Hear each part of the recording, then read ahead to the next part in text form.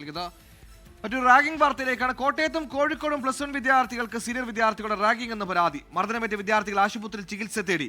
ചേട്ട എന്ന് വിളിക്കാത്തതിനും സീനിയേഴ്സിനെ നോക്കി ചിരിച്ചതിനുമാണ് കോഴിക്കോടും കോട്ടയത്തും ജൂനിയേഴ്സിനെ സീനിയേഴ്സ് മർദ്ദിച്ചത്.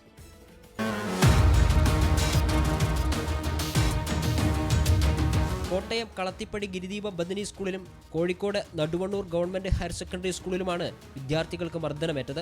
പത്തനംതിട്ട അട്ടച്ചാക്കൽ സ്വദേശിയായ വിദ്യാർത്ഥിക്ക് സ്കൂൾ ഹോസ്റ്റലിൽ നിന്നായിരുന്നു മർദ്ദനം.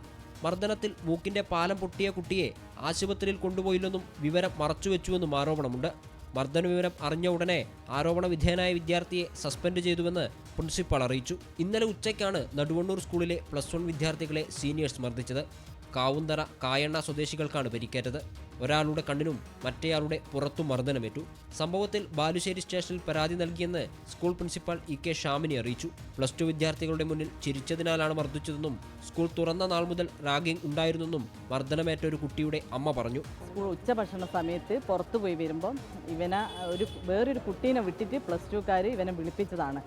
ചിരിക്കാണ്ട് വരാൻ പറഞ്ഞോലോ. പിന്നെ ഇവൻ ചിരിക്കാണ്ട് നിന്നോലെ. അപ്പോൾ ഷർട്ടിൻ്റെ കോളറയ്ക്ക് കുത്തിപ്പിടിച്ചിട്ട് അടിക്കാൻ നോക്കിയപ്പോൾ ഇവൻ്റെ കമ്പനിക്കാരനുണ്ടായിരുന്നു. ഓൻ ഇടപെട്ട് ഇവനെ അടിക്കരുതെന്ന് പറഞ്ഞപ്പോൾ അവനെ അടിച്ച് തള്ളിയിട്ട് പുറത്ത് ഷർട്ട് കീറിയിട്ട് വലിയൊരു മുറിവുണ്ട് അപ്പോൾ ചെറിയോന്. അപ്പോൾ ഇവൻ പിടിച്ച് മാറ്റിയപ്പോൾ കൈകൊണ്ട് ഇടിച്ചതാണെന്നാണ് പറഞ്ഞത്. കണ്ണിന് നല്ല പരിക്കുണ്ട്.